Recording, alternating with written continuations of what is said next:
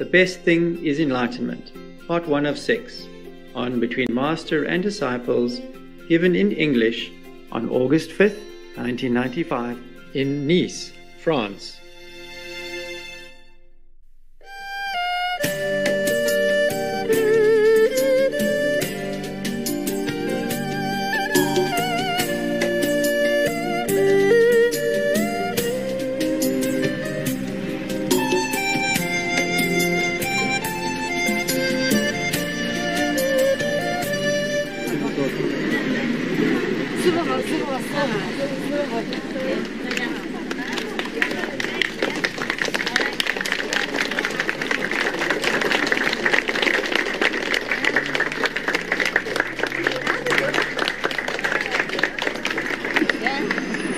Anybody need help? Let's load the other one.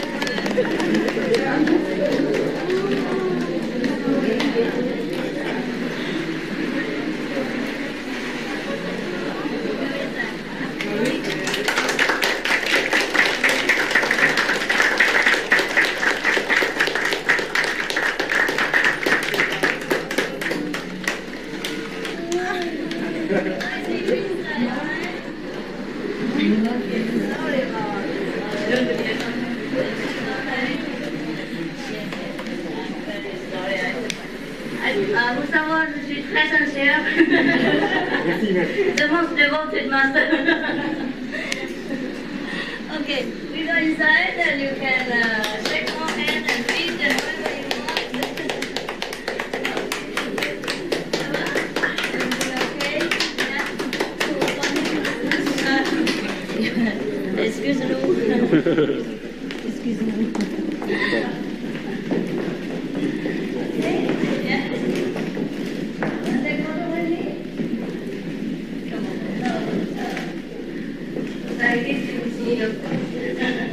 Hey, sir. Okay, thank you. Did you share some candy? Yes. Okay, why don't the children come here? All the children.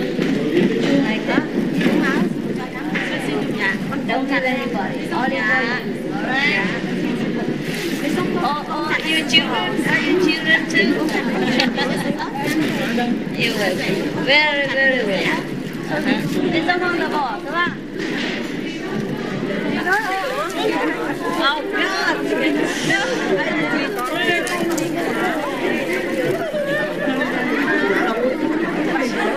One, two, three.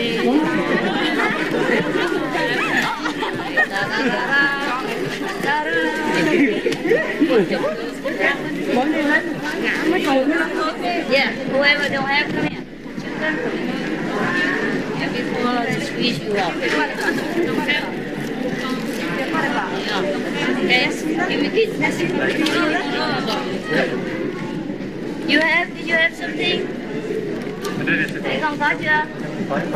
Come here, why not? This one? Oh, that one. Here. Okay, you, what do you need? What do you want? This one or this one? Yeah, take one. Yeah, one. Come. Did you have candy?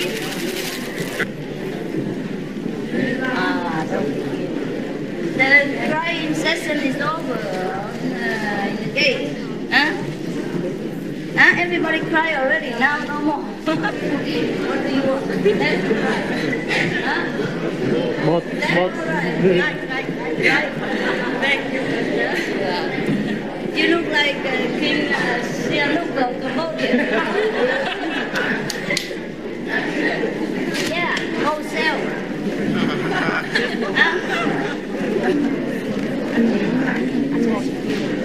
Yes. Like you did too much. Oh, yes? You didn't tell me, or I give him some candy. Anybody else? Come down, go quickly. Come down.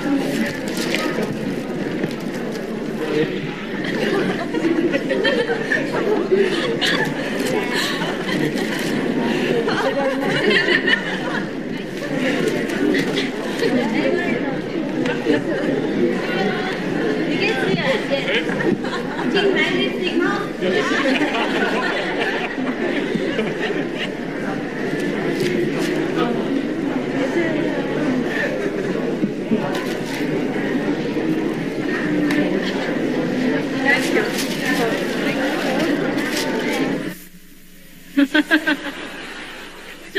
so what shall I do? Leave it to you. Everybody says the same thing. So what happened now? What happened now? Oh my God, I have trouble here. What shall I do? Okay, look here. I just say just a name, right? Jean. Is there anybody named Jean? Come here. Okay. I don't know his name, all right? It's just coincidence.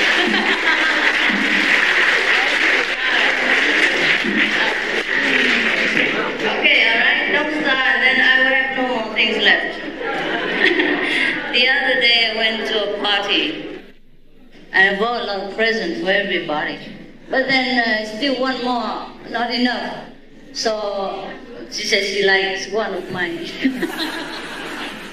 One of my rings, so it's okay. And then later another girl said, oh, she likes my umbrella so much, and then it's gone. And the other one said, wow, your fan is so fancy. Can have it gone. And when I come home, I was nearly naked. All right. Any questions? Please. Yes, what is? I find that my attention is scattered because I'm doing so many things. Like I have a full-time job, like my own business, and also I find that I'm doing music and recording. Oh, is that right? That's right. And it's taking so much of my time, and my concentration is affected. So is it wise to start to continue my meditation? And that's the first thing. Should I just continue meditation and leave out the music? No, you do both. Do both? You do both, yes. Actually, this doesn't interfere with your concentration. You will find that the mind is always occupied anyhow. With his number to go. You're French or? English. Okay, with anything. Even if you sit down all day long, you will find, okay, if you don't believe me, you sit all day long, one day, 24 hours, and you find even you don't do anything, the mind is still doing, the thinking and the transmitting and the receiving of all kind of environmental influence. So don't worry about that. Because when I'm doing music, I get caught up in just doing the music. I get so absorbed in it. And I find it's affecting my concentration on meditation. Oh, whatever you do, it will affect your concentration. And if you don't do anything, it also will affect your concentration. But what we do is maybe sometimes you go on retreat for a few days and put everything down. You don't have to go to the mountain. Go anywhere that you can be alone. You can be, kind of free of responsibility and no telephone, no children, no wife, thing like that for a few days. Right. And see if you improve. Or you go to some of our places, and just have a quiet time for a while, Okay. But actually, you know what? In this world, we all have to do something. And music is already one of the best things. It's very near to the inner nature. I'm getting encouragement from outside people saying that your music's very good. And on one side I'm thinking it's dragging me away into the worldly things. No, nothing is worldly. Don't worry about that. Okay. I have another question also. Sure. Do different masters of the sound and light method have different degrees of power? They do? Yes, they do. Right. And do they take the disciples to different regions? Different regions, yes. They do. If the master has gone only up to the third region, then he can only take you up to the third. Right. Yes? And if the master himself or herself has already reached the fifth level of consciousness, of course she'll take you up there. Right. In the Eastern teachings it says above the fifth level there are 3 sub-levels, and the highest is the nameless region or Anami region. Do you know of these regions? The highest one? The nameless region. Yeah, nameless one. Yeah. Of course. Right. Of course. It's a little bit boring there, so take it easy. Don't go there too early. Since it's nameless, what do we want to do there? We want to have a master, we want to have fun, we want to have joy. If you go to nameless and nothingness and emptiness, okay, you're in trouble. Yes, it's nothing. Thank you, Master. Actually, there are different descriptions for the Most High, And the nameless region with many of the people, it could have well been the fourth level of consciousness, yeah, where it's all dark and not interesting and things like that. So be careful. Okay, brother, have you finished with the question? You want to ask one more? Just one more, Master. Yeah, never mind. Ask as many as you want. I'm here for you. You know, there's different groups practicing the same method on the light and sound. Mm-hmm. Is it okay for us to go with that group also doing the same method, or is it advisable to stay with our own group? No, we don't discriminate between any group, even those other people who do not practice the same method as well, like Zen or breathing or any other things. But normally, people with the same mind and the same goal and the same kind of ideal, you know, they have more affinity with each other, and when they sit together, it is stronger. That's all. Instead of you sitting there and maybe, if you are strong enough inside, it doesn't matter where you sit and with whom. But sometimes if you're not strong enough in the beginning, it's better to stick with your own group. You know, same idea of what you're doing. All right? Yes. That's all, but no problem. But if the other group has the same goal in mind as well, with the same method, is it okay to practice within that group? Of course you can. Yeah. If you don't have other people, right? If you don't have fellow practitioners around you, you don't? You're alone? I do, yeah. But I'm thinking to put more time and effort into meditation. You do as you feel comfortable. I have no forbidden rules for these kind of things. All right? Okay, thank you. Yes. You may sit alone or you may find other group to sit with. Right. All right. Anything else? Yeah. I have friends who practice in transcendental method, 超觉静坐. Master, they have an ideal village. All the people in the village is vegetarian, children too. All the people in what? In the village. They have a village outside the city. Uh-huh. All the people who live there, they are eating vegetable. They're eating vegetarian? Vegetarian, yes. Belong to that group? Yes. Of course they do. They're Indian. All the Indian master eats vegetarian.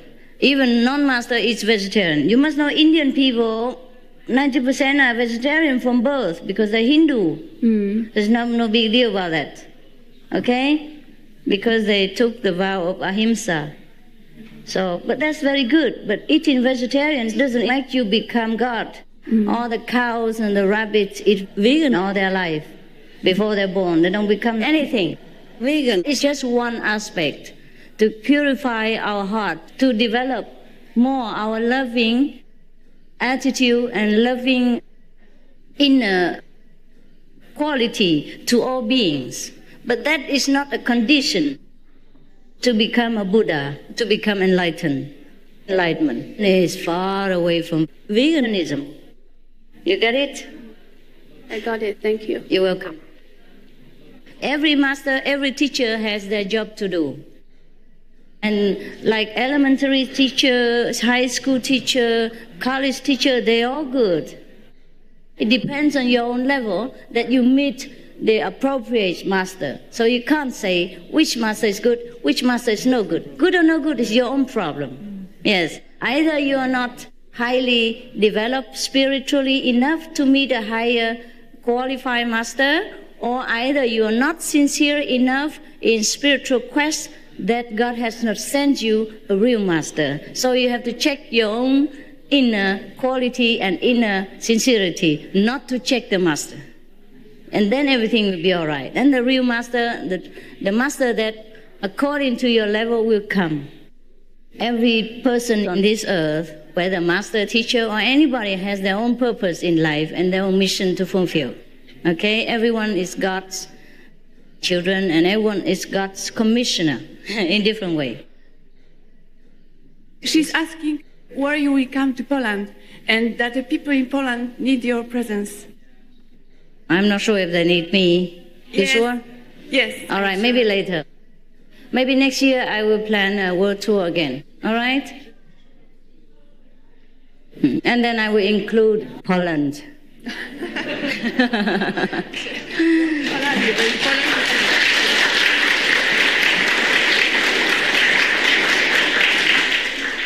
Come. Yes. Dear Master, first of all, I have two things I want to thank you first, because I'm a very bad driver, and lately you saved me in a very difficult situation again. Don't do it again, huh? You know, I had an accident and I completely crushed my car. That was last year. And this year, I was doubling a very long vehicle, and somebody came, and you saved me a second time. And this year again, a very strange accident happened, which really didn't happen to me. I think you better don't drive again. No, that was on the bicycle. Give me your license and finish, okay? Don't just thank, just give me the license. That's what my husband says. But the other one was on a bicycle. On bicycle, you still have accident? Yes. You better walk. No, I didn't have an accident, but almost. I was in the middle of a forest alone, riding on a road, and suddenly a thunderstorm came, and I stopped for a little while on this road, and suddenly I heard a loud crash, and a tree fell down. Across the road, a huge tree with no apparent reason whatsoever. Terrible. And it just crashed down. There was no storm, there was nothing, and I was about 300 meters away. And I thought if I hadn't stopped because it was thundering and starting to rain, I almost certainly would have been under this tree. Mm-hmm. And that's what I wanted to thank you for. And lately, thank God. I think somebody's after me because... thank God. Because I always have these near escapes, and I wanted really to thank you on that occasion. Thanks God. Secondly, I wanted to say just once how much I admire you as a teacher, your teaching qualities, because I'm a teacher myself.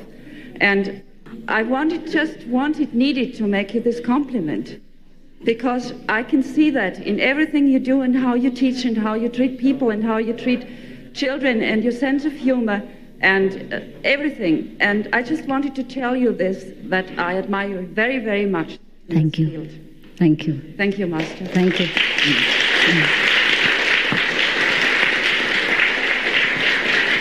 I think I better lock you in the bathroom.